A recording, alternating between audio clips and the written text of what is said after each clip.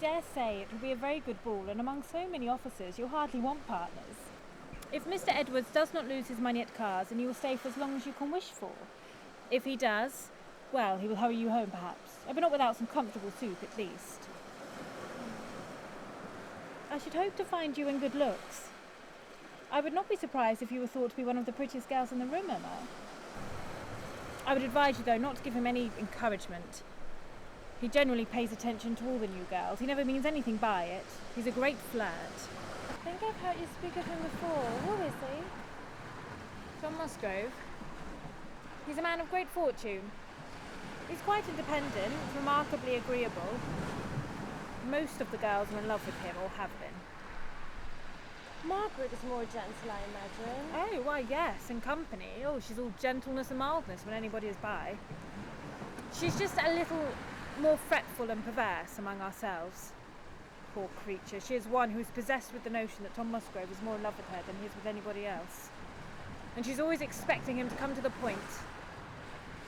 He will never marry unless he can marry somebody great, Miss Osborne or something of that style. Your account of this Tom Musgrove, Elizabeth, gives me very little inclination for his acquaintance. Oh, you are afraid of him. I do not wonder at you. No, indeed, I dislike and despise him. Dislike and despise Tom Musgrove? That you never can. No, I defy you not to be delighted if he notices you. Perhaps he will dance with you. You know, I dare say he will. Or unless the Osbornes arrive in a large party, and then he will not speak to anybody else. He seems to have most engaging manners. Well, we shall see how irresistible me and Mr. Tom Musgrove find each other. I suppose I know him when I enter the ballroom. He must carry some of his charm in his face. You will not find him in the ballroom, I can tell you. He will never come until late. And if the Osbornes are coming, he will wait in the passage and come in with them. You know, I should like to look in upon you, Emma. If it had been but a good day with Father, I would wrap myself up and get James to drive me over as soon as I had given him tea. And then I would be with you by the time the dancing began. I wish, Elizabeth, you didn't make such a point of me going to this ball. I wish you were going instead of me. I am a stranger here. I don't know anybody but the Edwards, and therefore my enjoyment must be very doubtful. But yours, among all your acquaintance, will be certain. It is not too late to change. You know, it will take a little apology to the Edwards, and they will enjoy your company much more than mine. And then I will go back to Father, and I should not at all be afraid to drive this quiet little creature home. Dearest Emma, do you really think I would do such a thing? Not for the universe. Though I shall not forget your good nature in proposing it. You have a very sweet temperament indeed. I've never met anything like it. Would you really give up the ball that I might be able to go to it? My dearest Emma, I am not as selfish as that comes to. No, though I am 9 years older than you, I would not be the means of keeping you from going to the ball.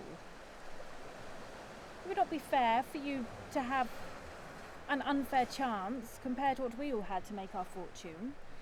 No, Emma, whoever stays at home this summer, it shan't be you. I should never have forgiven the person that kept me from going to a ball at 19. Take note of who Mary dances with, will you? I try and remember her partners, but, you know, they're all stranger to me. We'll just observe whether she dances with Captain Hunter more than once.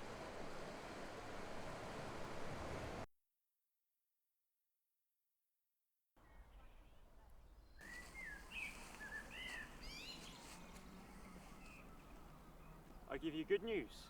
The Osbornes will certainly be at the ball tonight. I'm glad of it. You will pay Miss Emma no great compliment, I think, Mary. Mr. Watson is a very good sort of young man. He had no thought of strong likeness at all. Incompatible.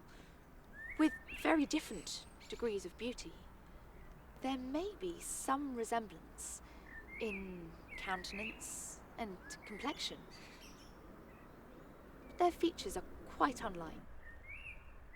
I know nothing about my brother's beauty, for I have not seen him since he was 7 years old. But my father reckons us alike.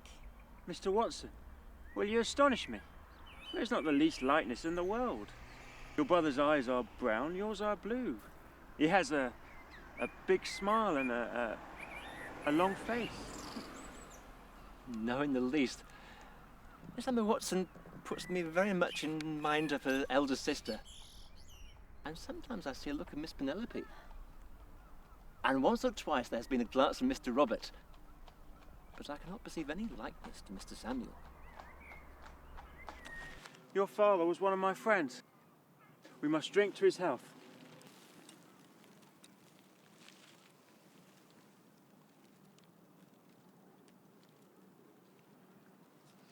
Thank you, sir. You're far too kind.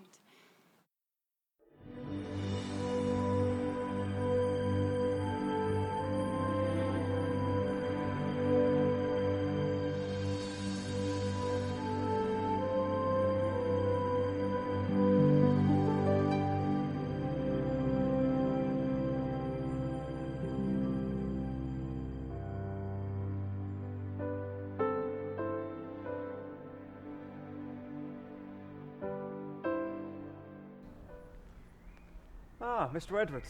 How do you do? How do you do, Miss Edwards? You're determined to be on a good time, I see, as usual. The candles are but this moment lit.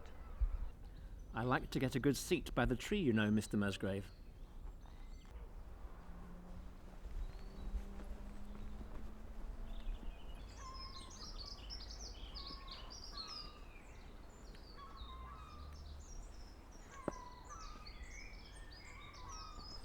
Charles, your pardon for not keeping our engagement, but I'm going to dance these 2 dances with Colonel Bursford.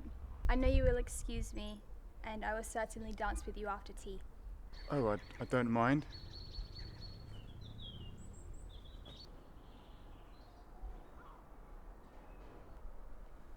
I shall be very happy to dance with you, sir, if you like.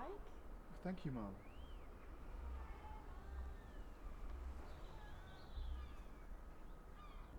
Upon my word, Charles, you're in luck.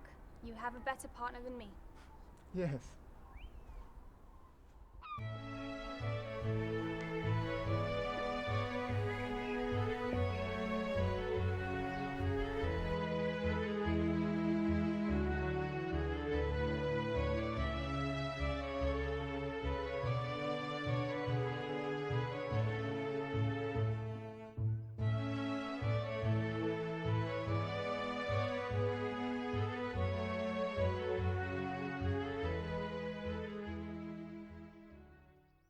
Oh, there's Lord Osborne. You and I go sit by him. No, you must come and sit with my friends.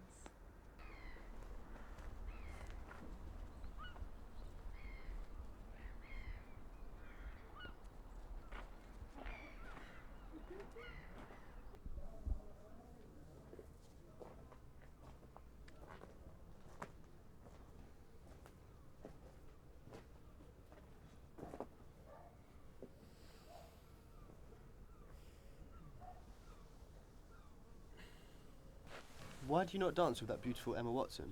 I want you to, and I will come and stand by you. I was determining on it this very moment, my lord. I'll be introduced and dance with her directly. I do, and if she does not want much talking, introduce her to me, and I will come and stand by.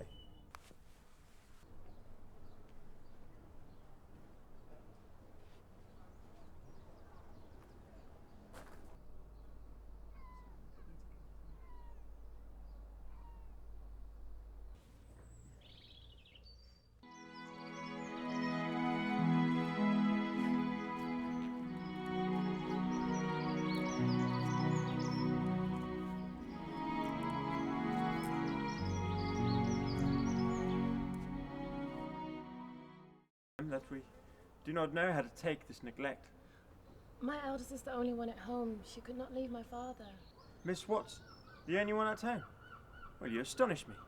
It seems but the day before yesterday that I saw them, all 3 in this town. Well, I'm afraid I've been a very sad neighbour of late. I hear dreadful complaints of my negligence wherever I go. And I confess it has been a shameful length of time since I was at Stanton. But I shall now endeavour to make myself amends for the past.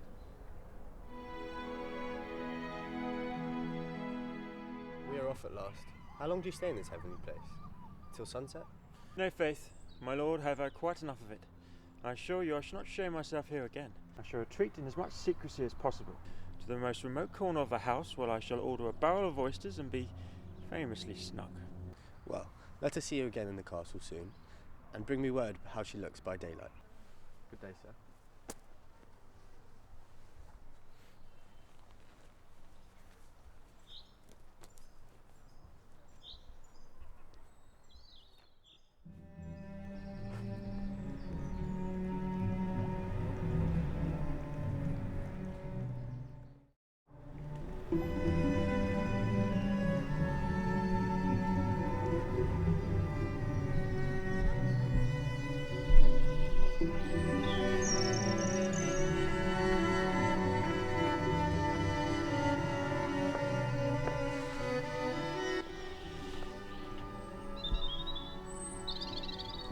Goodbye. Goodbye.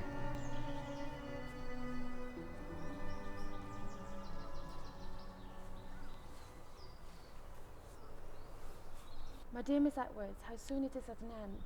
I wish it could come all over again.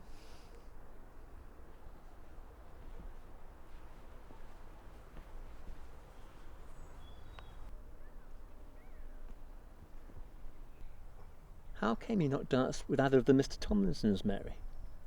I was always engaged when they asked me. Mrs. Tomlinson told me he was gone to ask you. And I had heard you say 2 minutes before you were not engaged. Yes, but there had been a mistake. I had misunderstood. I did not know I was engaged. I thought it had been for the dances after, had we stayed so long. But Captain Hunter assured me it was for those very two.